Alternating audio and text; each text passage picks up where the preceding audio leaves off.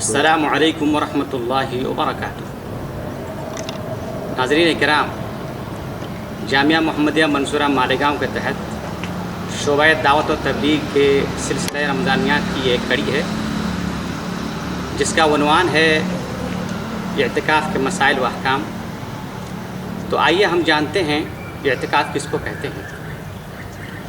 اعتکاف یہ عربی زبان میں عکفہ سے باب افتعال کا مصدر ہے۔ اس کا معنی ہے رک جانا، قیام کرنا، ٹھہر جانا، مداومت برتنا۔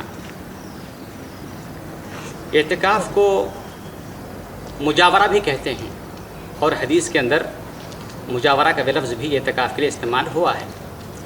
شریعت میں اللہ رب العالمین کی عبادت کے واسطے مخصوص لوگوں کا مخصوص انداز میں مسجد میں قیام پذیر ہونے کو اعتکاف کہتے ہیں۔ اعتکاف کتاب اللہ، سنت رسول، اجماع اور آثار صحابہ سے مشروع ہے۔ اللہ رب العالمین اعتکاف کے بارے میں فرماتے ہیں وَلَا تُبَاشِرُوهُنَّ وَأَنْتُمْ عَاكِفُونَ فِي الْمَسَاجِدِ، اور جب تم مسجدوں میں اعتکاف سے رہو تو اپنے بیویوں سے ہم بستری نہ کرو۔ حضرت عائشہ رضی اللہ تعالی عنہ فرماتی ہیں کہ آپ صلی اللہ علیہ وسلم اعتکاف کرتے رہے یہاں تک کہ اللہ سے جا ملے۔ اعتکاف کے سلسلے میں حضرت ابن عمر رضی اللہ تعالی عنہ، ابن مسعود، علی رضی اللہ عنہ، حذیفہ رضی اللہ تعالی عنہم سے آثار بھی مروی ہیں۔ اعتکاف یہ مشروع عمل ہے۔ اس پر ابن المنذر، ابن حزم، نووی، ابن قدامہ، ابن تیمیہ، ابن حبیرہ، زرکشی وغیرہ نے اجماع بھی نقل کیا ہے۔ اعتکاف ہماری شریعت میں کوئی نیا عمل نہیں ہے۔ صیام کی طرح سابقہ انبیاء کی شریعت میں اعتکاف کا ذکر ملتا ہے۔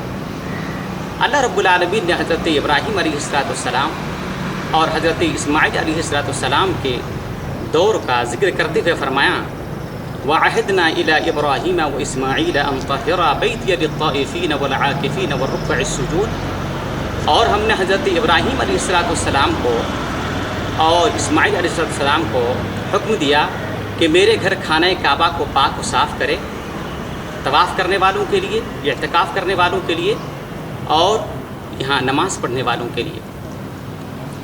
حضرت عمر رضی اللہ تعالیٰ عنہ فرماتے ہیں کہ میں نے زمانہ جاہلیت میں ایک رات خانہ کعبہ میں اعتکاف کرنے کی نظر مانی تھی، تو آپ صلی اللہ علیہ وسلم نے فرمایا اوف بنذرک، اب نظر کو پورا کرو۔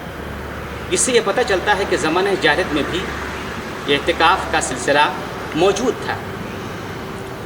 اب آئیے اعتکاف کی کیا حکمت ہے؟ جس کا دل جم جاتا ہے، جس کے دل میں جس کی عظمت بیٹھ جاتی ہے وہ اس پر جم جاتا ہے، جیسا کہ مشرکین مکہ اپنے بتوں پر جمے ہوئے تھے۔ چونکہ ایک مومن کے دل میں اللہ رب العالمین کی عظمت اور محبت کے سوا اور کسی کی محبت اتنی نہیں ہوتی، اس لیے اللہ رب العالمین نے مومنوں کے دلوں کی اصلاح و پاکیزگی اور درستگی کے لیے ایک سوئی اور دلجمعی کے ساتھ اللہ کے گھروں میں اپنے آپ کو محبوس کر کے اللہ رب العالمین کے حضور تنہائی میں قبر و محشر کی انسیت کا سامان مہیا کرنے کے لیے اعتکاف کو مشروع قرار دیا ہے۔ ساتھ ہی ساتھ رمضان کے آخری عشرے میں شب قدر کی تلاش بھی اعتکاف کی ایک نمایاں حکمت ہے۔ اعتکاف کی کیا فضیلت ہے؟ جی ہاں، اعتکاف کا بہت بڑا اجر و ثواب یقیناً اللہ رب العالمین کے یہاں ہوگا، اور یہی وجہ ہے کہ اللہ رب العالمین نے اس کا ذکر قرآن کے اندر فرمایا، اور آپ صلی اللہ علیہ وسلم اس کی اہمیت کے خاطر اس پر عمل پیرا رہے، اور صحابہ کرام نے بھی اس پر عمل کیا۔ بھلا ایسا کیوں نہ ہو؟ کیونکہ دنیا کے اندر سب سے بہترین اور پاکیزہ اللہ کے محبوب جگہ مسجد میں اپنے آپ کو سپرد کر دینے اور اللہ رب العالمین کی عبادت کے لیے اپنے آپ کو خاص کر دینے، ساتھ ہی ساتھ ذکر و اذکار، قرآن کی تلاوت، تسبیح و تحمید، تکبیر و تحلیل اور نماز پنجگانہ جماعت کے ساتھ ادا کرنے اس میں شامل ہے، لہذا اس کی بہت بڑی فضیلتیں ہیں۔ تاہم اعتکاف کی فضیلت کے سلسلے میں صحیح سند کے ساتھ کوئی خاص روایت موجود نہیں ہے۔ امام ابو داؤد نے اپنے مسائل میں ذکر کیا ہے کہ میں نے امام احمد بن حنبل رحمہ اللہ سے عرض کیا کہ کیا اعتکاف کی فضیلت پر آپ کو کوئی حدیث معلوم ہے؟ تو امام احمد بن حنبل رحمۃ اللہ علیہ نے فرمایا کہ چند ضعیف حدیث کے سوا اس کی فضیلت کے سلسلے میں کوئی مجھے حدیث یاد نہیں ہے۔ اب آئیے اعتکاف کا حکم کیا ہے؟ علماء کرام کا اس بات پر اجماع ہے کہ جس نے نظر مان کر کے اعتکاف کو اپنے اوپر واجب کر لیا وہ اس پر اعتکاف واجب ہو جاتا ہے، لیکن یہ عبادت بنفس نفیس اور بذات خود ایک مستحب اور مسنون عمل ہے، لیکن رمضان کے آخری عشرے میں اس کی مزید تاکید بڑھ جاتی ہے۔ یہی وجہ ہے کہ آپ صلی اللہ علیہ وسلم تدام حیات اس اعتکاف پر عمل پیرا رہے، جیسا کہ عائشہ رضی اللہ تعالیٰ عنہ فرماتی ہیں ان نبی صلی اللہ علیہ وسلم کان یعتکف العشر الاواخر حتی توفاہ اللہ، کہ آپ صلی اللہ علیہ وسلم مرتے دم تک رمضان کے آخری عشرے میں اعتکاف کرتے رہے یہاں تک کہ اللہ سے جا ملے، اور آپ صلی اللہ علیہ وسلم کی وفات کے بعد ازواج مطہرات نے بھی اعتکاف کا فریضہ انجام دیا۔ اب آئیے اعتکاف کے شروط کیا ہیں؟ اعتکاف کے چند شروط ہیں۔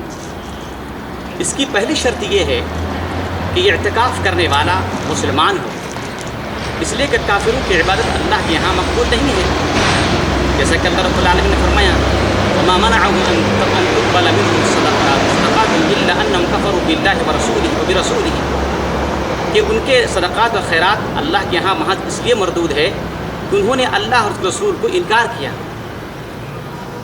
دوسری شرط یہ ہے کہ اعتکاف کرنے والا وہ عقل مند ہو، صاحب عقل ہو، پاگل نہ ہو، اس لیے کہ جو پاگل ہوتا ہے، مجنون ہوتا ہے، اس کے قصد و ارادے نہیں ہوتے ہیں، اور جس کے قصد و ارادے نہیں ہوتے ہیں اس کی نیت بھی نہیں ہوتی ہے، جبکہ نیت اس عبادت کی ایک محوری شرط ہے۔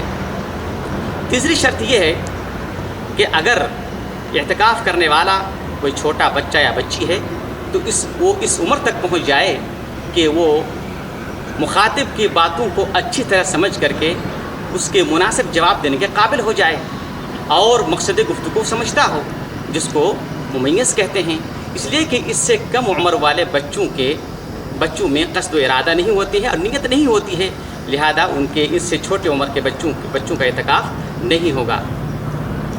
اس کی تیسری شرط یہ ہے کہ نیت ہونی چاہیے۔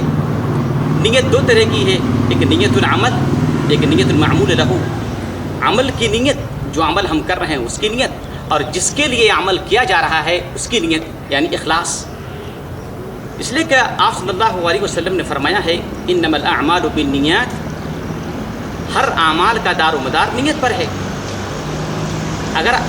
اس لیے کہ یہ اعتکاف ایک عبادت ہے، اور عبادت میں نیت ضروری ہے، شرط ہے، بغیر نیت کی عبادت مقبول نہیں ہے، اور وہ عبادت اللہ کے لیے ہونی چاہیے، جیسا کہ اللہ رب العالمین نے فرمایا وما امروا الا ليعبدوا الله مخلصين له الدين، اور انہیں تو حکم دیا گیا ہے کہ اللہ رب العالمین کی عبادت کرے اخلاص کے ساتھ اللہ رب العالمین نے اور فرمایا ہے فمن كان يرجو لقاء ربه فليعمل عملا صالحا ولا يشرك بعبادة ربه احدا، اور جو اللہ رب العالمین سے ملاقات کی امید رکھتا ہے اسے چاہیے کہ وہ اللہ کے واسطے نیک عمل کرے۔ اس کی اور ایک شرط یہ ہے کہ اگر یہ اعتکاف کرنے والا یا اعتکاف کرنے والا فرد اگر عورت ہے تو اس کے لیے شرط یہ ہے کہ اپنے شوہر کی اجازت لے لے، ساتھ ہی ساتھ اس کے آنے سے فتنے کا خدشہ نہ ہو۔ اگر شوہر کی اجازت کے بغیر اعتکاف کرتی ہے تو اس کا اعتکاف قابل قبول نہیں ہے۔ اس کی دلیل یہ ہے کہ حضرت عائشہ رضی اللہ تعالیٰ عنہ نے آپ صلی اللہ علیہ وسلم سے اجازت مانگی، اور حضرت حفصہ رضی اللہ تعالیٰ عنہ نے اعتکاف کرنے کے لیے اللہ کے رسول سے اجازت مانگی۔ اگر یہ اجازت شرط نہ ہوتی تو یہ ازواج مطہرات آپ صلی اللہ علیہ وسلم سے شرط نہیں مانگتی. اور دوسری شرط اس میں عورتوں کے سلسلے یہ ہے کہ اس کے اعتکاف کرنے سے فتنہ کا خدشہ نہ ہو. اگر فتنہ کا خدشہ ہو تو وہ اعتکاف نہیں کرے گی. ایک مرتبہ آپ صلی اللہ علیہ وسلم کی اجازت کے ساتھ عائشہ اور حفصہ رضی اللہ تعالیٰ عنہم نے مسجد میں اعتکاف کے لیے خیمہ لگوایا اور زینب بنت جہش نے بغیر اجازت کے خیمہ لگوا دیا. جب آپ صلی اللہ علیہ وسلم مسجد تشریف لائے اور خیمے آپ کو نظر آئے تو آپ نے فرمایا کہ یہ کیا ہے؟ آل بر اردنا، کیا یہ نیکیاں چاہتے ہیں یا اور کچھ؟ پھر آپ صلی اللہ علیہ وسلم نے فرمایا کہ ان خیموں کو توڑو اور یہ سب جو ہے گھر جائیں. پھر آپ صلی اللہ علیہ وسلم نے ان کے خیموں کو توڑوا کر کے ان کے اعتکاف سے منع کیا. اس کی ایک شرط اور یہ ہے کہ اگر اعتکاف مسجد میں ہونی چاہیے، بغیر مسجد کے اعتکاف نہیں ہوا کرتی ہے. انشاءاللہ اس کڑی میں ہم یہیں تک باتیں رکھتے ہیں اور آئندہ کڑی میں ہم جو باقی باتیں ہیں انشاءاللہ پیش کریں گے. اللہ رب العالمین سے دعا ہے کہ اللہ رب العالمین ہم تمام کو کتاب و سنت کے موافق اعتکاف کرنے کی توفیق عطا فرمائیں.